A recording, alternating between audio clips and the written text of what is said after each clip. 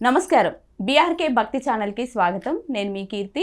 మే నెలలో 12 రాశులకి ఎలా ఉంటుంది అని తెలియజేయడానికి మనతో పాటు ఉన్నారు ప్రముఖ జ్యోతిష్య పండితులు, ఆధ్యాత్మికవేత్త బ్రహ్మశ్రీ వీరాపురం సుబ్రహ్మణ్య స్వామి గురుగారు మనతో పాటు ఉన్నారు. గురుగారిని అడిగి ఈ 12 రాశులకి ఎలా ఉన్నాయి అనేది తెలుసుకుందాం. నమస్కారం గురుగారు. శుభాశీస్సులండి. మే నెలలో మిథున రాశి వారికి ఎలా ఉండబోతుంది తెలియజేయండి గురుగారు. మంచి విషయం అడిగారండి. అయితే ఇది మాసవారి ఫలితాల్లో మిథున రాశి వారికి ఈ మే నెల అంతగా అనుకూలించదు.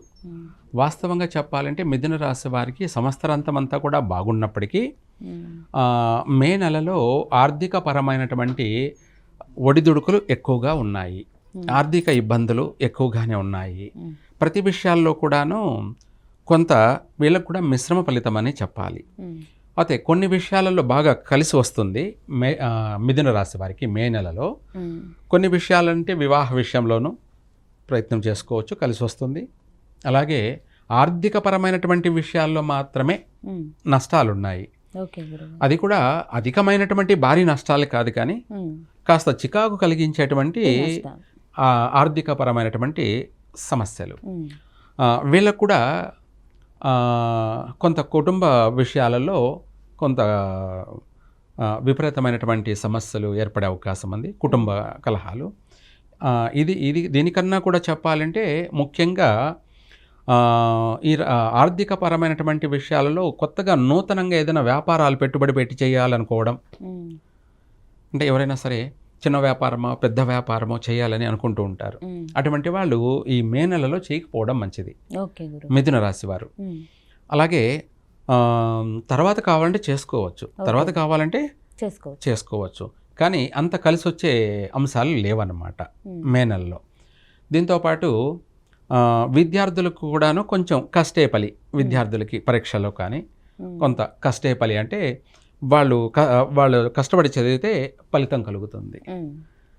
ఇదే కాకుండా దీంతోపాటు పరీక్షలు కూడా కొంత పర్వాలేదు, బాగానే రాస్తారు. ఇది కాకుండా వాహనాలు కొనాలి అనుకున్న వాళ్ళు, నూతన వాహనాలు కొనాలనుకున్న వాళ్ళు, లేదంటే ట్రావెల్స్ వ్యాపారం ఏదైనా బిజినెస్ చేసుకోవాలనుకున్న వాళ్ళు, లేదు ఫైనాన్షియల్ వ్యాపారం చేయాలనుకున్న వాళ్ళు చేయకపోవడం మంచిది. ఈ మే నెలలో ప్రారంభం చేయకపోవడం మంచిది. చేస్తే నష్టాలు జరిగే అవకాశం ఉంది. అంటే ఈ మాసంలో చేయడం వల్ల మళ్ళీ జీవితాంతం దానివల్ల నష్టాలే ఎదురవుతూ ఉంటాయన్నమాట. అభివృద్ధి ఉండదు. అభివృద్ధి అనేది ఇప్పుడు మనం ఒక వ్యాపారం ప్రారంభం చేసాం, లేదనుకోండి ఒక హోటల్ బిజినెస్ చేద్దాం అనుకున్నాం అనుకోండి, ఈ మే నెలలో చేశారనుకోండి, చుట్టుపక్కల వాళ్ళ బిజినెస్ అంటే హోటల్ బాగా జరుగుతూ ఉంటాయి, కస్టమర్లు బాగా వస్తూ పోతుంటారు. వీళ్ళ బిజినెస్ అనేది డల్గా ఉంటుందంటే మనము ఆశించినటువంటి ఆదాయం రాకపోవడం, కస్టమర్లు రాకపోవడం, మనకు అదొక దిగులు. చుట్టుపక్కల చూస్తే అందరూ పచ్చగా హోటల్ బాగా బిజినెస్ జరుగుతూ ఉంది, ఆదాయం బాగానే వస్తుంది, మనకెందుకు రాలేదు అని మన ఆలోచన అన్నట్టుగా ఉంటుందన్నమాట. ఆ ప్రారంభించిన సమయాన్ని బట్టి మన అభివృద్ధి, దాన్నే మనం ఏమంటామంటే బిడ్డొచ్చిన వేళ గొడ్డొచ్చిన వేళ అంటాం.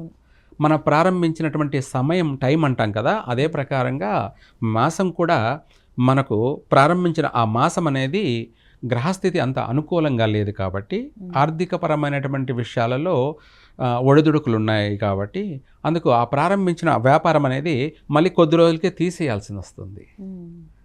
మనం ఏదో అనుకుంటామేమని, మనం ఈ వ్యాపారం చేద్దాము, ఈ బిజినెస్ చేస్తే మనకు బాగా కలిసి వస్తుంది, ఖాళీగా ఉండడం కన్నా ఏదో ఒకటి చేస్తే కదా మనము బాగుపడేది, చేస్తే కదా ఏదైనా తెలిసేది అని చెప్పి మనం పెట్టుబడి పెట్టి చేస్తాం. చేసిన తర్వాత ఆ పెట్టుబడి కూడా రాకుండా నష్టం వచ్చే అవకాశం ఉంది. అనుకున్నది ఒకటి, జరిగేది ఇంకొకటి, అయ్యేది ఒకటి అన్నట్టుగా ఉంటుంది. అందుకనేసి కొత్త వ్యాపారాలు ప్రారంభించకపోవడం మంచిది. ఆర్థిక పరమైన విషయాలలో మిశ్రమ ఫలితాలే ఎక్కువగా ఉన్నాయి. ఇంకా చెప్పాలంటే నష్టాలు జరిగే అవకాశాలు ఎక్కువగా ఉన్నాయి. ఓకే గురుగారు, ఇప్పుడు ఈ మిథున రాశి వాళ్ళు చేసుకోవాల్సిన పరిహారాలు తెలియజేయండి గురుగారు. ఈ రాశి వాళ్ళు ఈ గణపతిని కూడా బుధవారం కానీ లేదంటే ఆదివారం అయినా సరే, ఎందుకంటే ఆదివారం అందరికీ హాలిడే ఉంటుంది, అందులోనూ ఆదివారం గణపతిని పూజించడం చాలా ప్రత్యేకత. లేదా బుధవారం ఆ, ఈ మహాగణపతికి ఈ యొక్క మే నెలలో ఈ మిథున రాశి వాళ్ళు మన ఉత్తరేణి ఆకుతోటి, ఉత్తరేణి ఆకులు అంటారు, ఆ ఉత్తరేణి పుల్లల్ని మనము పండ్లు కూడా తోముకోవచ్చు. అవును మంచి విద్యా బుద్ధి జ్ఞానం కలుగుతుంది, వాక్కు శుద్ధి ఏర్పడుతుంది, అటువంటిది అన్నమాట. ఆ ఉత్తరేణి ఆకుతోటి మనకి ఇక్కడ గరికతో చేస్తారు కదా, అవును గణపతికి అష్టోత్తరం చేయడం కానీ అలా చేస్తారు కదా, అంతకంటే మించి ఫలితం.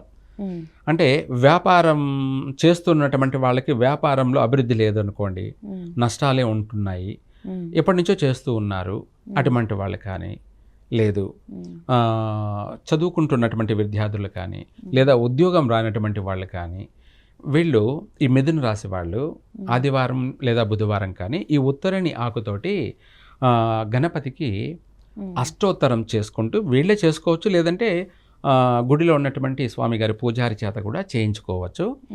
ఆ ఆకుతోటి అష్టోత్తరం చేయిస్తూ సంకల్పంతో వాళ్ళ గోత్రము, ఇంటి పేరు, వంశం, ఇంటి పేరుతోనూ వాళ్ళ యొక్క జన్మ నక్షత్రము, జన్మరాశితో సంకల్ప బలం అనేది చెప్పుకొని, అలాగే ఈ ఉత్తరేణి ఆకులతోటి అష్టోత్తరం జరిపించినట్టయితే చక్కగా కలిసి వస్తుంది. ఎటువంటి ఆటంకాలైనా సరే, 10,000 ఆటంకాలైనా సరే ప్రక్షాళన జరిగిపోతాయి, అంటే వైదొలిగిపోతాయి. విద్యలో రాణిస్తారు. ఉద్యోగం గురించి ప్రయత్నం చేసేవాళ్ళు ఇలా చేయడం వల్ల వాళ్ళకి ఉద్యోగ ప్రాప్తి కలుగుతుంది, ఉద్యోగం వస్తుంది. విదేశాలకు వెళ్ళాలని ప్రయత్నం చేసేవాళ్ళు కూడా ఈ మాసంలో నేను చెప్పినట్టు గణపతికి ఇలా చేయడం వల్ల ఆ ఆటంకాలన్నీ వైదొలిగిపోయి చక్కగా వాళ్లకు విదేశీయాన యోగము జరుగుతుంది. వ్యాపారం ముందు నుంచి చేసుకుంటూ ఉన్నటువంటి వాళ్ళకి ఆ నెలలో కూడా నష్టం వాటిల్లకుండా యథావిధిగానే వ్యాపారం అనేది డెవలప్మెంట్లోనే సాగుతుంది. అంటే నష్టపోకుండా వ్యాపారం సాఫీగానే కొనసాగుతుంది. నష్టం మనకు ఉన్న దాంట్లో జరిగే దాంట్లో జరుగుతూ ఉంటే పర్వాలేదు, నష్టం వస్తేనే కదా సమస్య.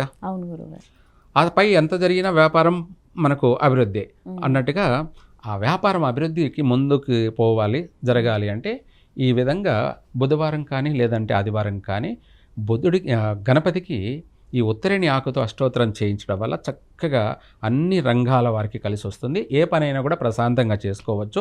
ఎటువంటి ఆటంకాలు లేకుండా మిథున రాశి వారి జీవితం మే నెలంతా సాఫీగా సాగిపోతుంది.